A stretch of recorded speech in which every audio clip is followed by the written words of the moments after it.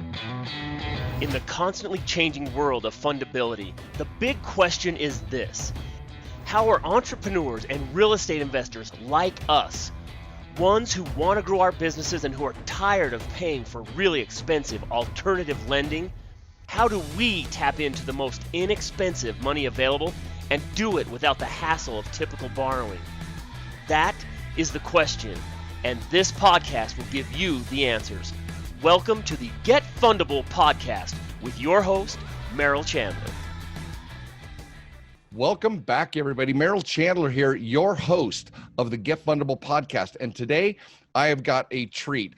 I'm bringing on board for this next interview my own high-powered, what do I call it? A corporate strategist, CPA, and who also manages my IRA. So he plays several roles for me and my organization, and I want him to be able to weigh in on the reason why I use him, why he is so important to my success, and I want you guys to be able to have those little golden nuggets as well. So when we come back, we will get started. All right, now we're gonna. Welcome back, everybody. This is Merrill Chandler, your host of the Get Fundable podcast, and my guest today is Jack Kiley. I got to tell you a little bit about him. He and I have been in the same circles, same events, speaking to real estate investors, business entrepreneurs for at least the last 5 years that I remember coming up and talking to you. I knew some of your team who are visiting and representing you around the country. And one day I walked up to Jack and I had this crazy question. I was like, so how do I do all of this stuff tax-free? And it began literally every time we saw each other, I would go up and we'd continue this conversation about using the different legal instruments that he is a genius at. I'm an empire builder, but I don't know, but sometimes I leave a mess behind me where I'm just the bull in the china shop, right? Whereas everything that Jack, you have shared with me has been like from a 10,000 foot view, not just 1,000 foot view, but a 10,000 foot view. You've helped me structure my entire all my businesses. Remember, we talk about the QFE, the qualified fundable entity, and then client companies and what are their relationships. Guys, I got to tell you, Jack has been my magic maker and has put me in the flow of being able to do everything right, but keep doing everything fast so that I can pivot, et cetera. So Jack, welcome to the Get Fundable podcast. Well, I appreciate that gracious introduction. It's an interesting world you and I both travel in with real estate investors, and they tend to be a very the group is just eclectic. Right. The thing I love about real estate more than anything else, and I was having this conversation with somebody last night. I've literally seen probably thousands of deals, and I've seen all kinds of structures and all kinds of combinations, and really it's driven by what the parties involved are trying to get to, and it's a meeting of the minds, and there's a lot of interesting and sometimes a little wacky and right. Stuff out there. Yeah, the way I kind of think of it is that real estate investors or deals are like using an alphabet, and there are 3 ways to spell there: THRE, ERE, EIR, and apostrophe RE, right? I mean, but it's the same deal, but there are in that, just using that example, 3 ways to spell one word, right? Or one sound.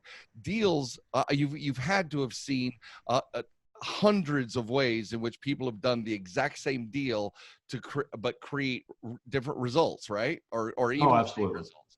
Yeah, absolutely. Yeah, and it's that same way with businesses. You have to, there's sort of a middle ground, so to speak. I've seen organizations that are just overly complicated and for no apparent reason. And it's sort of, there's a balancing act between setting things up the way that you need them set up to accomplish your goals without driving yourself nuts. Right. Yeah. And that's, and sometimes that is, people think that that's hard, and sometimes it is, but generally you can accomplish what you want to relatively easily, and the hard part, quite honestly, is you need to follow whatever it is that you've established, because the minute that you don't follow it, it invites trouble and scrutiny and a bunch of other issues. So that's just straight out of my intro. That's exactly what I'm talking about. Because I am the bull in the china shop. I am the guy who has great ideas. We pivoted in COVID and the results have been phenomenal. We've been able to help so many people protect their credit lines, protect their limits. But the problem is that I don't always know how to dot the I's, cross the T's, and make strategically important decisions in the big picture. And so this is why your counsel, your advice, your everything that is that you have coached me on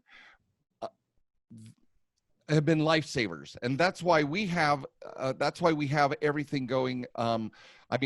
Everything got going. That one on the other. Grab that one right there.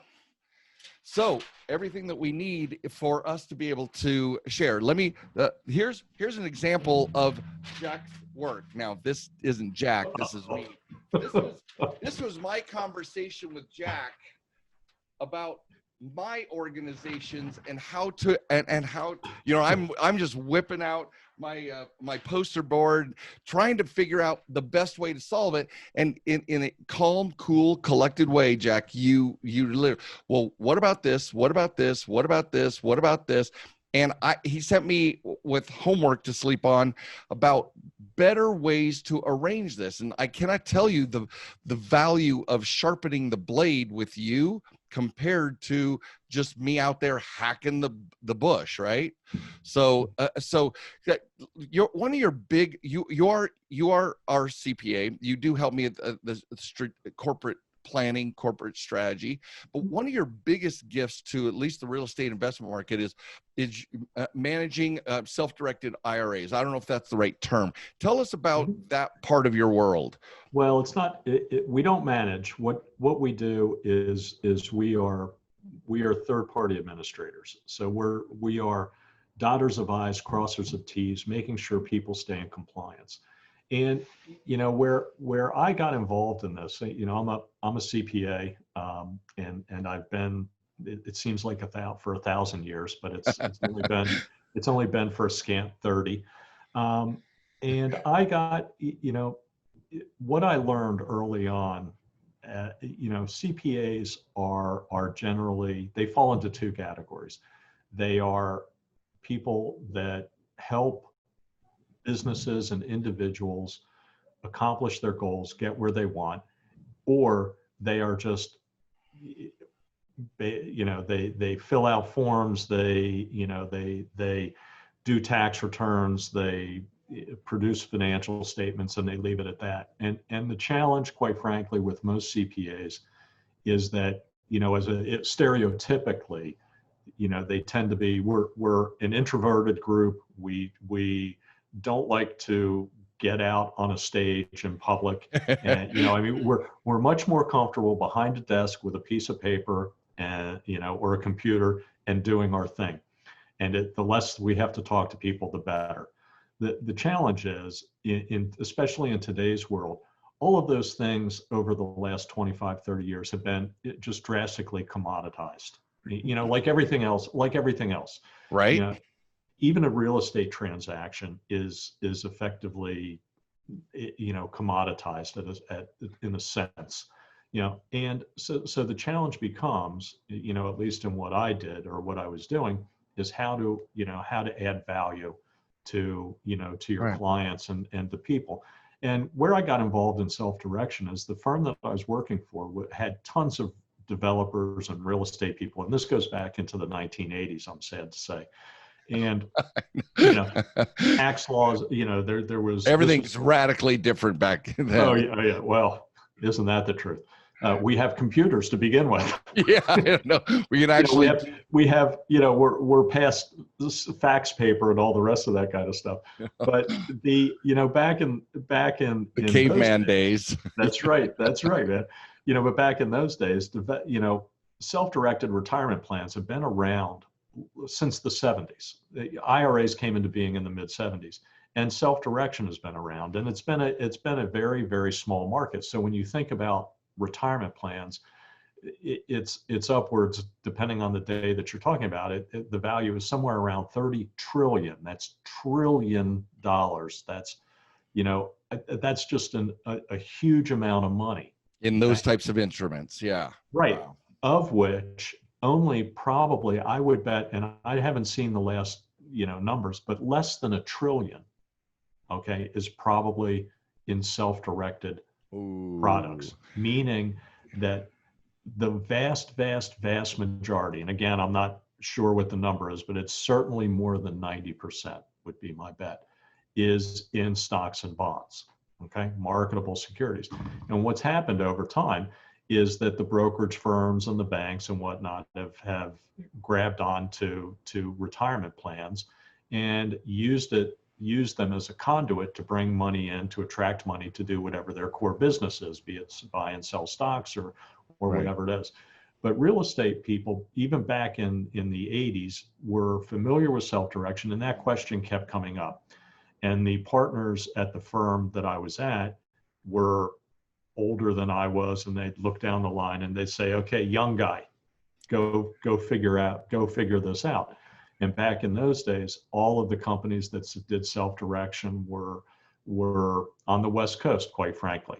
And, and in those days, it was difficult to do something cross coast. I mean, you're on the West Coast, I'm on the East Coast. We can put this together in a matter of minutes, quite frankly. But yes, you guys say we're too tightly wrapped on the East Coast. We get up too early. You guys get up too late. We're at lunch. You're eating breakfast. All that kind of stuff. And Right. all of those things made transactions very difficult. Now it's not so difficult, number one. But one of the things I learned back then is that self-direction is really a tool in your tool belt, so to speak, to accomplish your goals. So if in financial planning, one of the things financial planners always talk about, and I did this for a very, very brief period of time because it drove me nuts, is you should diversify your portfolio. So you should have some of this, some of that, some of that, some of that, a partridge in a pear tree. You should have all of this stuff to diversify across, a myriad of things. Meanwhile, your retirement plan should all be in stocks and bonds. Okay. Well, so you've got your experimental things over here, but what you got to base your life on is it should be stay in stocks and bonds. And this is one of the things that really separates, for instance, entrepreneurs and a fair number of real estate people from the masses, is that you have to have a certain level of clear, critical thinking and logic. So if they're telling you that you need to diversify your portfolio across various sectors and this and that and the other thing, but arguably people's second biggest asset that they hold is their retirement plan. Their first biggest is their residence, primary residence. Yes. Second biggest, generally speaking, is their retirement plan. So you're going to take your second biggest asset and put that all in one thing. That just intuitively, that never made sense to me. And that's when I started to dig into self-direction. And what I tell people is, a self-directed IRA is a very variable tax deferred or tax-free vehicle. And what I mean by that is you are able to take, your knowledge, you can leverage your knowledge, you can take what you do, be it if it's real estate, you can buy real estate. If you're a lender, you can lend. Right. If you are an engineer, and so I'm on the I'm in outside of Washington D.C., and don't hold that against me, but there's a lot of biotech firms here.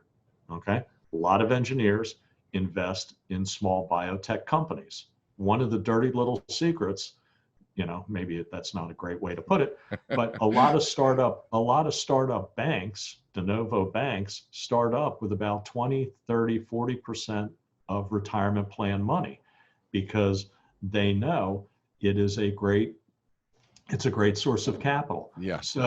So you're able to take your knowledge and invest in things, and maybe what you have a more intimate knowledge in. So if you're a real estate guy, it's real estate. If you're an engineer, it's engineer. One of my best stories is that, very early on when I started MidAtlantic, a client called me, and she's talking about alpacas, and I am, I'm sitting there and I'm trying to visualize this alpaca, and I knew it was an animal. Okay, and I'm sort of flipping through the dictionary, because back in those days, I still have a dictionary. I'm sad to say, I like books. Okay. Yeah. Okay. Hey, so, brought to you by. Yeah, that's right. There you go. So, I'm old school that way. So I find it, and thank God there was a picture of it. I'm going, oh, it's a llama. Okay. So we're having this big a fancy term for a llama. Yeah. So we're having this big conversation about it. At the end, I asked her, I said, okay, so you got my curiosity. Why alpacas? And she said to me, well, I'm a vet. I'm a large animal vet. And she goes into this whole thing about wool yield and bloodline, and, and all of a sudden, she's way up here. So for me, that would be a terrible investment, because, I'm allergic to the cat. The cat and I don't even like each other. She zigs, I zag. I would, if I had alpacas, they would, they'd probably die that first season, right? Right, exactly.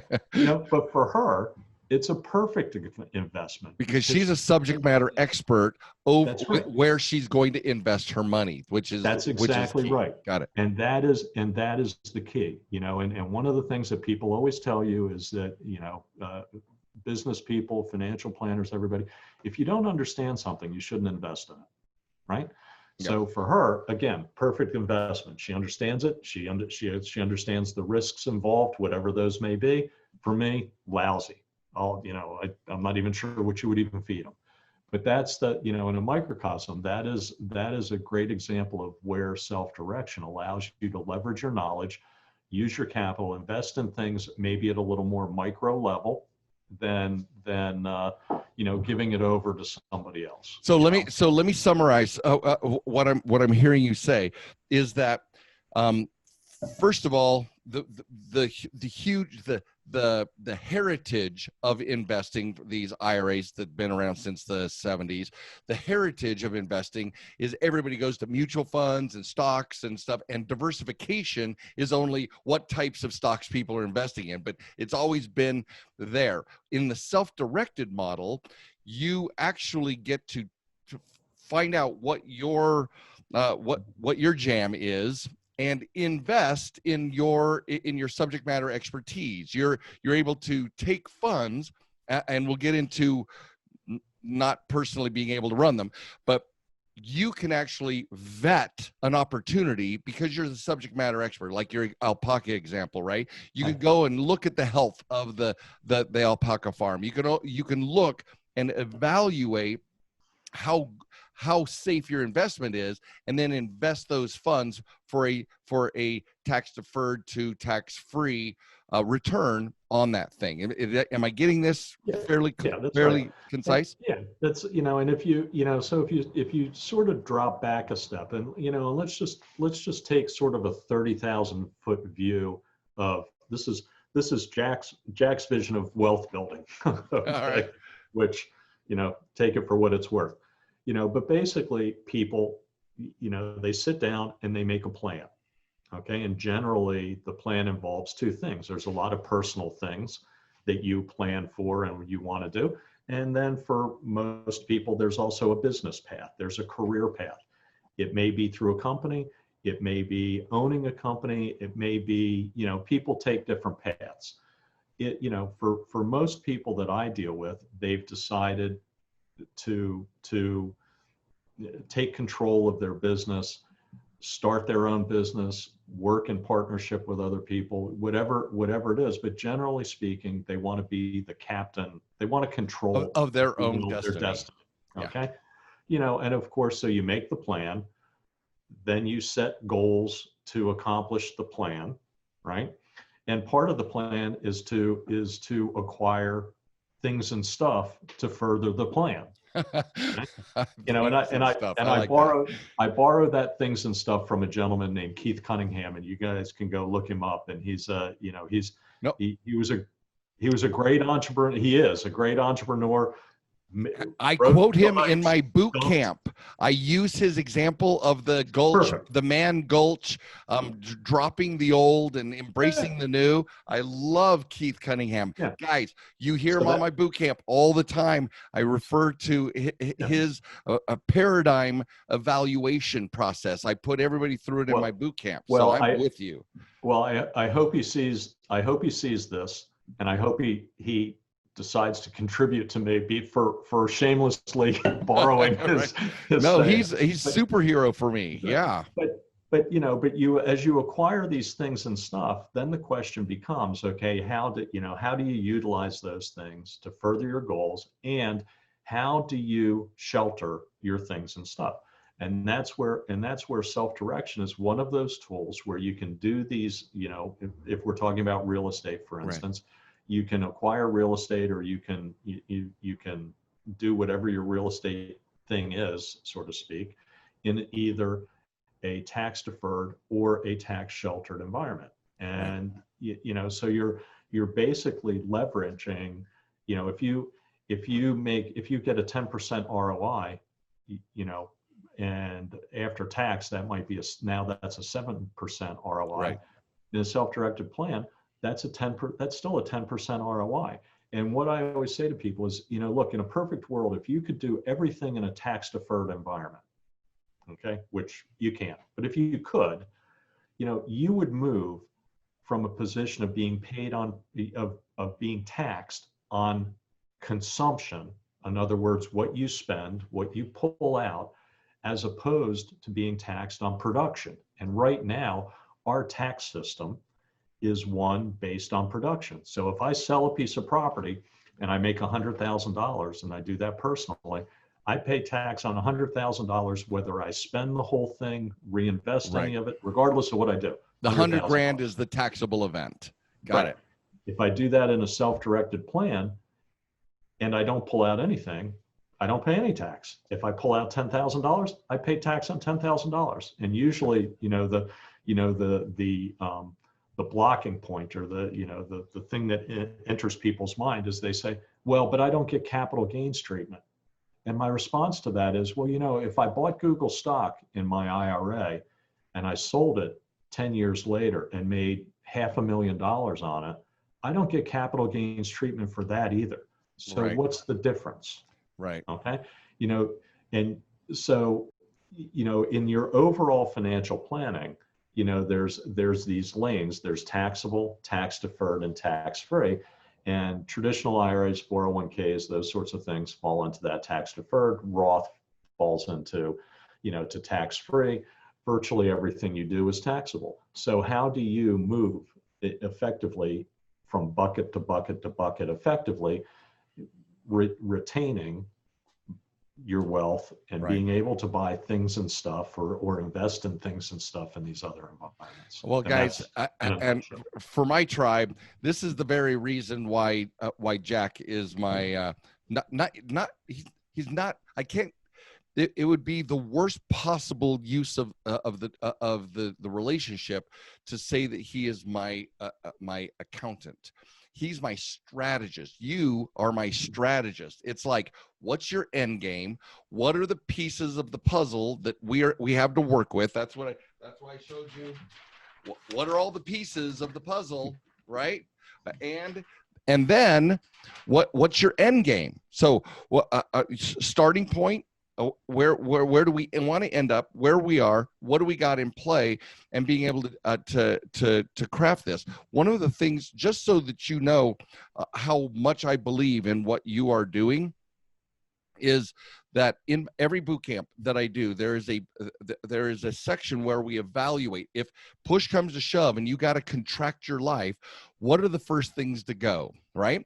And the first thing I tell everybody is your short-term savings, up whatever that is for you, 10 grand, 20, protect your credit profile at all costs. But then it starts getting fuzzy, and it's wonderful to watch people say, oh, you got to protect your credit.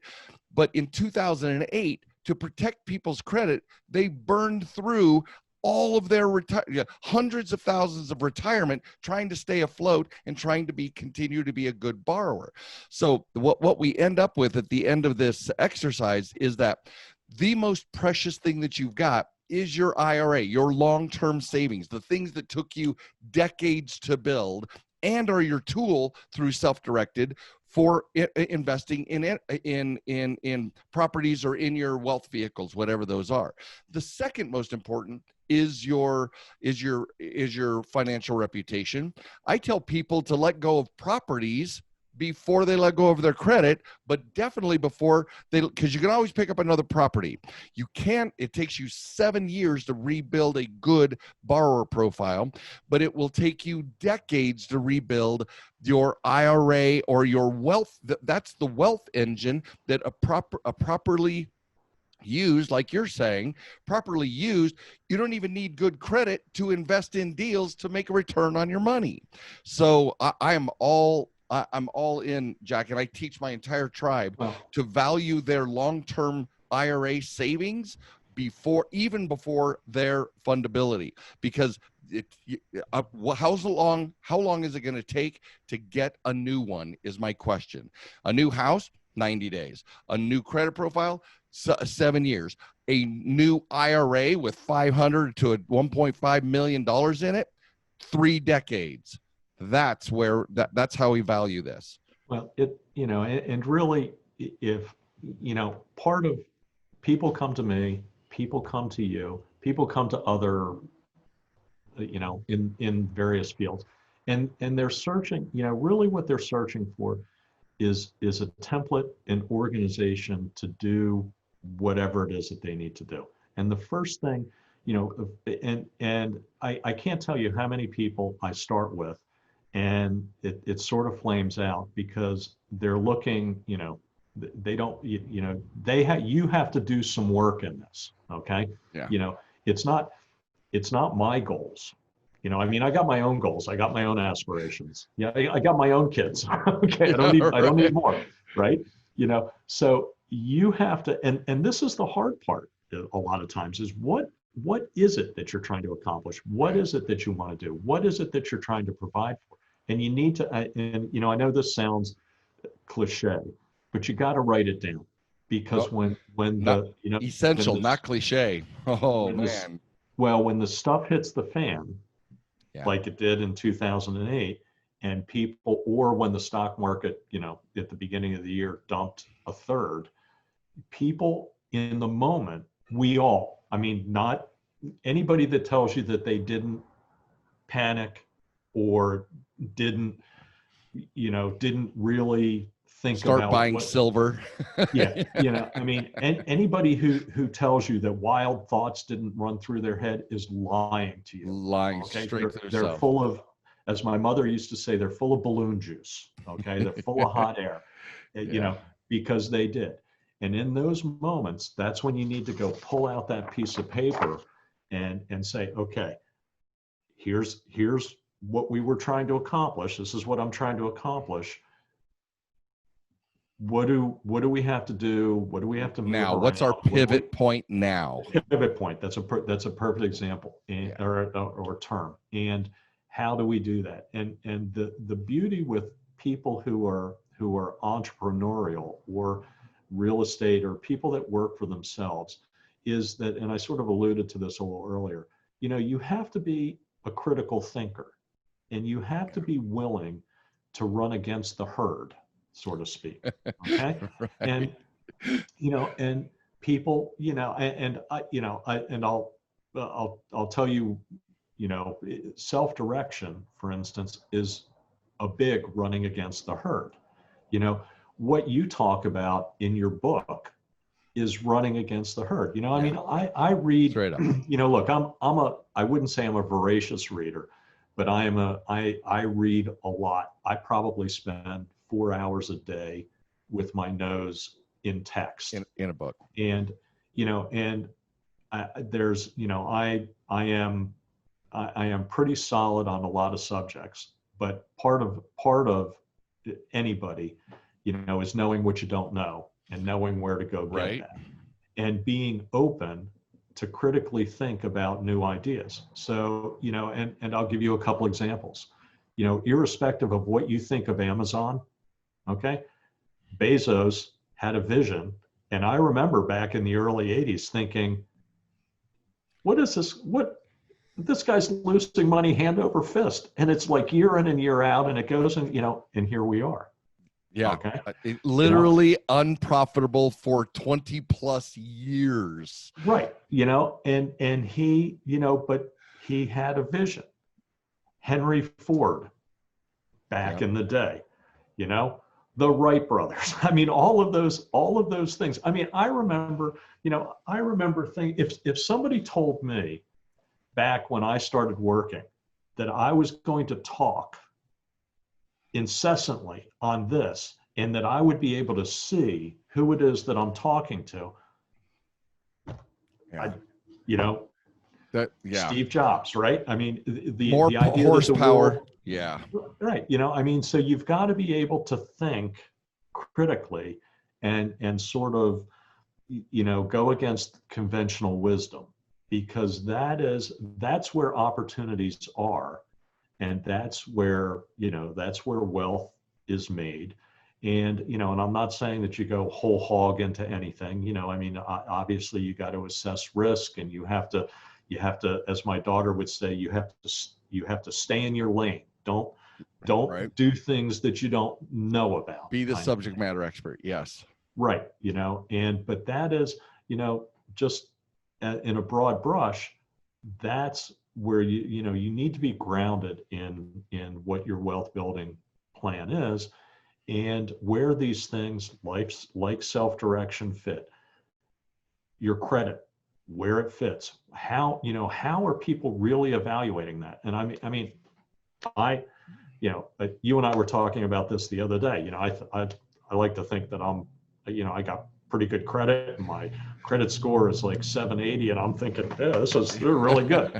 You know, well, you know, I come to find that you know, I mean, the credit cards that I have are, you know, I forget what you call it, tier 2, tier 3, you know, I mean, that's, you know, all of a sudden, you know, but you know, you have to eat a little bit of humble pie and sit there and go, you know, there's a better way. Yeah, there is more to it than I know, right?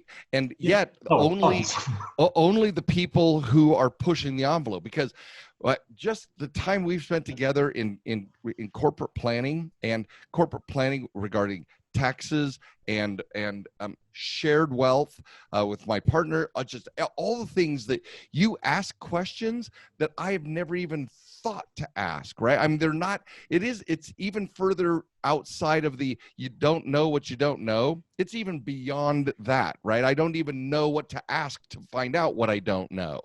And so the whole point is, both of our industries, we're leaders we're thought leaders in just how do we keep pushing something that we love, right? You said, apparently, since you were a young man, when they said, hey, go figure this stuff out, you're like, holy hell, this is awesome. And now you become a leader, even a thought leader in your field, to be able to push the envelope to see how many of those thousands of transactions you just keep making that comfort zone bigger and bigger and bigger. So somebody like me walks in and you're like, Merrill, whoa, stop right there. we need to do brrr, and you already have all the answers that it would take me gobs and gobs of research and hours to find out, and you've already done it 17 times or 48 times. You know what I mean? So it's the expertise that is the benefit and the blessing to what I'm creating, because I'm an ambitious guy, and yet I also don't want to have psychic drag about, am I doing it right? Right. I just want to do what I do well, but find somebody who's as passionate about having my back as I am about having their front. You know what I mean? And that's kind of that's why this is so thrilling for my people to get to know you, and to be able to sit with you and find out what it is that I'm, because I don't interview a lot of people on my podcast, and the only people I do are either thought leaders in their fields that directly impact my tribe, right? So tell us, you kind of gave us an idea of the difference between self-directed and regular IRAs, but what are some of the cool things, and relative term, but what are some of the cool things that you find people doing with their self-directed IRAs, and what do they need to do to convert their regular IRA to a self-directed, so that then they can go do these cool things, the things that would be within their subject matter expertise? Right. So, well, there are, as with all, first of all, any retirement plan, be it a traditional Roth, SEP, simple, any of those types of plans can be self-directed. The key is to find a company like ours, like MidAtlantic. In fact, you should always call MidAtlantic first. So, dude, just check it out, guys. Blatant. Just talk to Jack. I talked to him. How many times did we talk before I became a client? And then I've never looked back, man. It was awesome. First of all, you're right. I love talking about it, but you gotta find, you find a provider, and it's gotta be, it's like anything else in the world. It's gotta be a fit for what you do. Different firms do different things and have different niches and those sorts of things. And you wanna ferret that out. The spectrum of things that you can't invest in is very small. It's all of 2 items in the IRA world: life insurance and collectibles. Okay, so anything else is fair game. There's another set of rules which gets a little in the weeds, so I don't really want to get too deep into it, but basically it's who the plan can transact business with, and there's a group of people and entities referred to as disqualified persons. Virtually anything that you want to do with structure. Okay, so you have to be able to structure correctly, and this means forethought, which sometimes those people who are shoot, ready, aim is can be problematic for, but you can generally accomplish or invest in what it is that you want to invest in. So the biggest thing is that you want to invest in things that you know about. So if you are a real estate guy, real estate makes sense. If you're an oil and gas guy, oil and gas makes sense. If you're an engineer, small company, technology, or whatever it is makes sense. So and that is really the beauty of self-direction, is that you're able to invest in the things that you know about, you understand, and you have an intimate knowledge of. Okay. Right. You are not, and I'm not saying there's not a place for stocks and bonds. Okay. There is a place, but ultimately, and this is what I say at seminars that I attend, I will poll the audience. Anybody here work for a Fortune 500 company? There's always some hands that go up. Anybody pretty high up the food chain? There's a couple of hands go up. And my question is, what do you really know about what goes on there? Crickets. Not a whole lot. Okay. And when the market dumps, it doesn't matter, it's like high tide, low tide, all ships go down. Right. It doesn't matter if you're a good company or a bad company. So the beauty of certain investments, so real estate is one, lending is another. It really is the secret, at least in my opinion, part of the secret, or the thing to think about, is your cash flows. People get hung up on profit and loss statements and balance sheets and all that, and they are important. Okay, but if you don't have cash, you can only spend cash. You can't spend profit. Okay, maybe you can, but you got to have cash. Right. Okay? And when you're thinking about these different investments, you need to really think of them in terms of cash flows instead of in terms of, is it profitable? Because ultimately it's cash that drives the engine. Okay. And, and again, I sort of get back to, financial planners, and this is starting to change a little bit. The rule of thumb used to be, okay, well, you spend 4% of the portfolio. Okay. Well, right now, if you're in fixed income, for instance, you're depleting the corpus of your portfolio, because the average return, okay, and dividend is really what I'm talking about here. The average dividend or interest rate on all marketable securities is something a little around 4%. So if that's the case, you're basically in stasis. You're not growing. You're just staying put, and that's the beauty of self-direction, is it allows you to do those things. So when you talk about, some of the cool things, really you're able to do whatever it is that you do. Okay. You can do that in a tax deferred environment, or a tax free if it's Roth. Right. Okay. And there are mechanisms to jump from, what I say, bucket to bucket. So, you can get money, you move money from your taxable bucket to a tax deferred or a tax free bucket, right? Vis-a-vis contributions. So if you're a small business, you're solo, you've got no employees, you put into place a plan, either a SEP, a simple, or a 401k, depending on, and I mean, if you're really into flexibility, the 401k, solo 401k is your best option. Plow away the most money.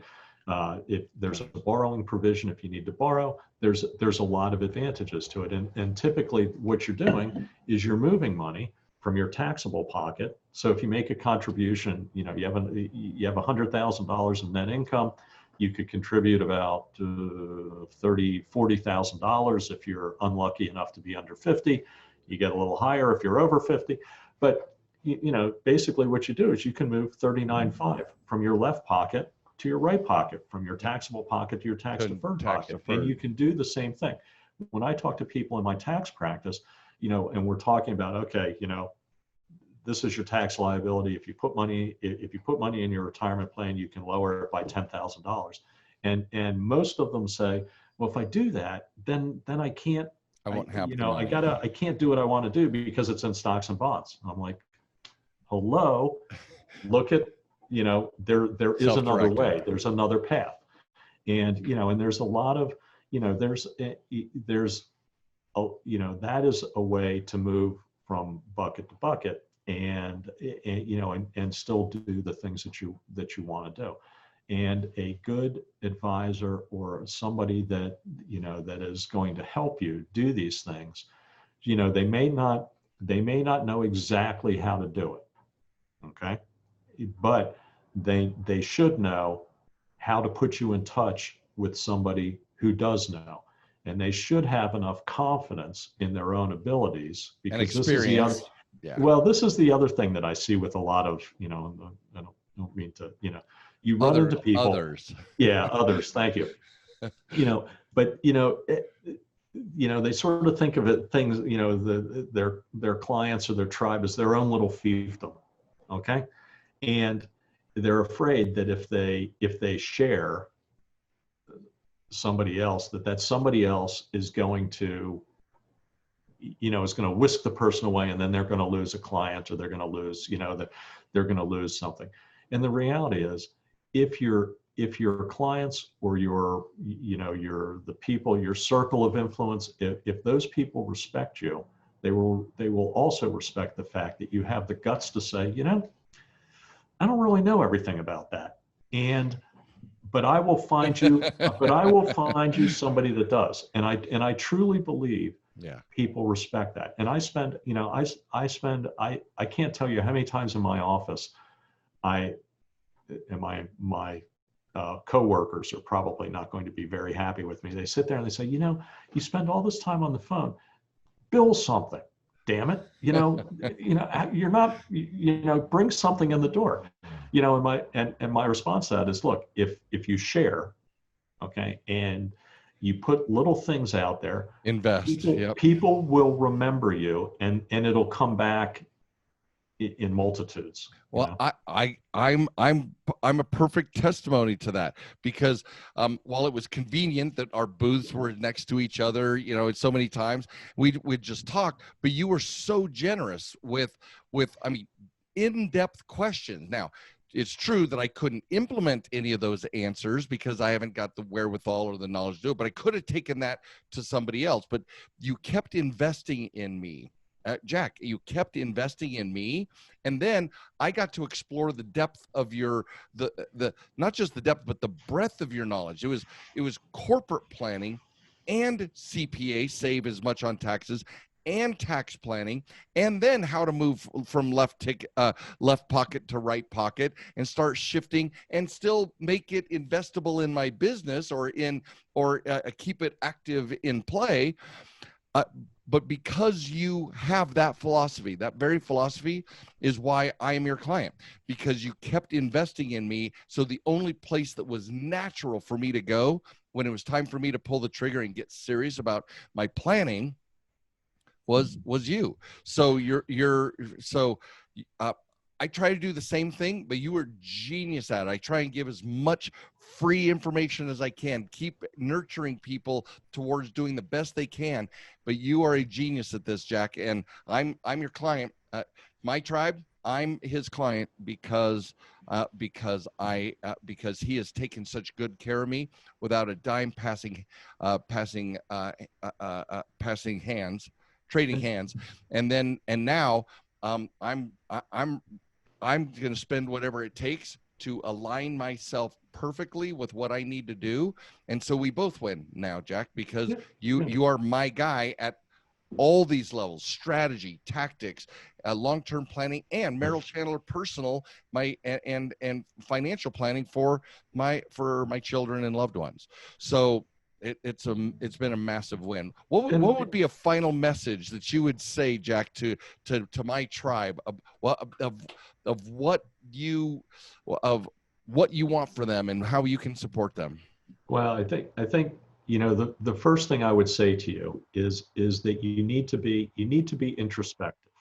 You need to think about what is important to you. What are your, what is it that where are you trying to get to? What is your goal?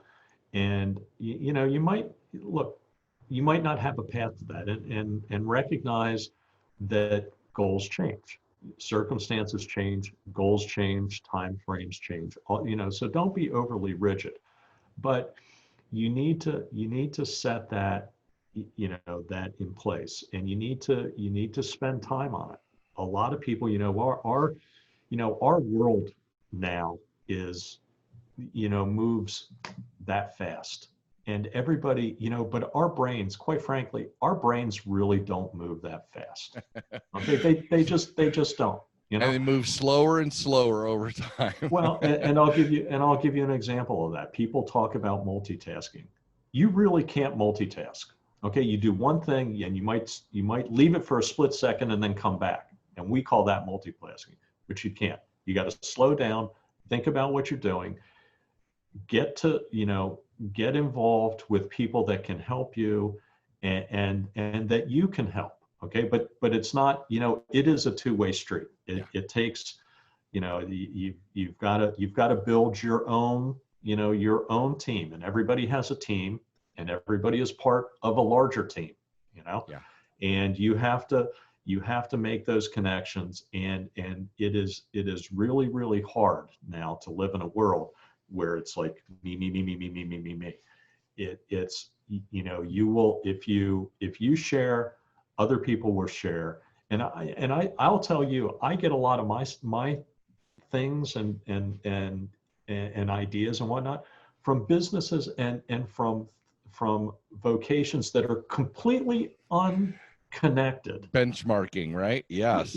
To I mean, to tax or to this or to that, all of the things that I do, and so be open and be a critical thinker and be introspective. That would be my, and we can, Thank you. So tell my, help. tell my people how to get a hold of you. I know you do a regular like web class where you kind of give them the introduction to different types of things that you offer. Please just, but shamelessly, because I want everybody to know, I have over 25,000 subscribers. I want every one of them to know your genius and how to start exploring working with you. Well, we are, if you're old school, pick up the phone. You can always call. There you go. 240-575-3880. And I'll put it out there. We have a website, obviously, MidAtlantic IRA. There's a lot of information on that. I like you, quite frankly, I interview people from time to time that are interesting and that are involved in things that our clients are involved in. I do a lot of tax seminars. I can tell you in November,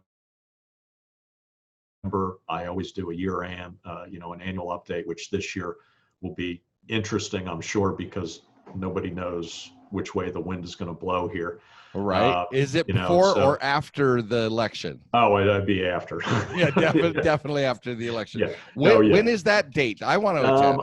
We don't have it firmed up, but it'll probably be, I would expect it to probably be the week after Thanksgiving, in that area.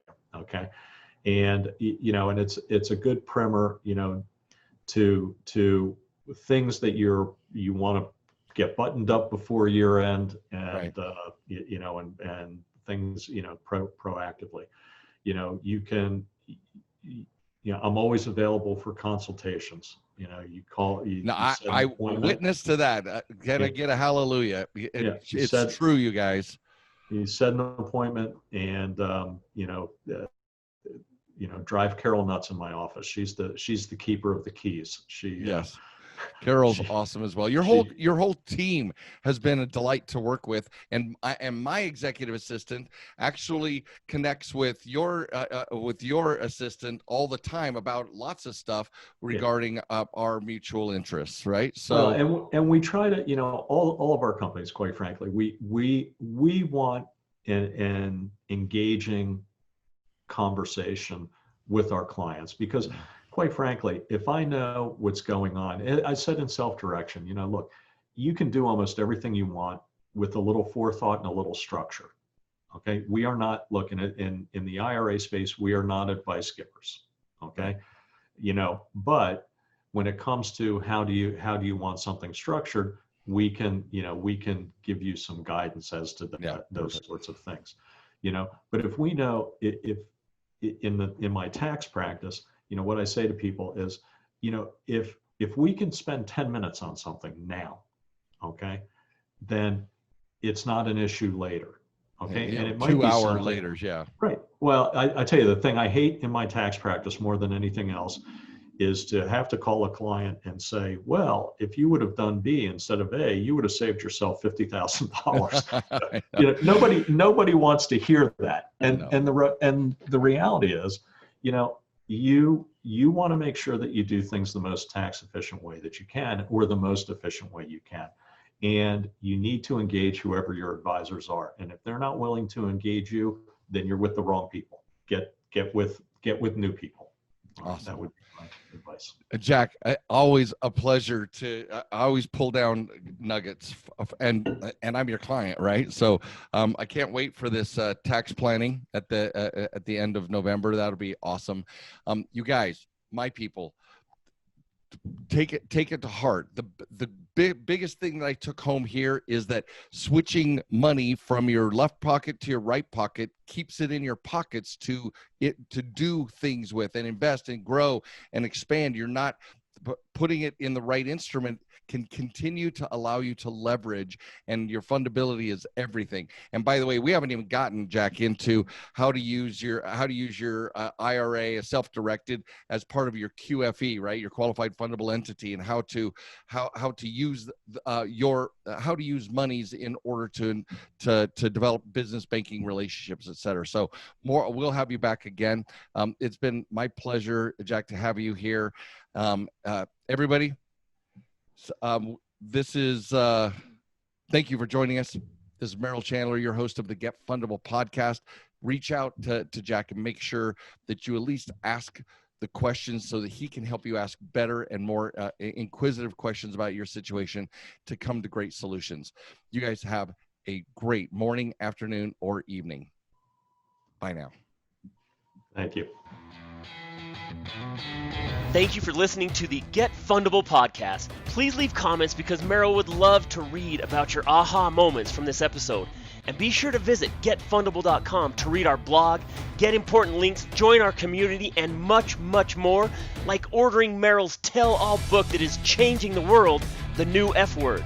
And you got to tell your friends about this podcast because we want them to get fundable too.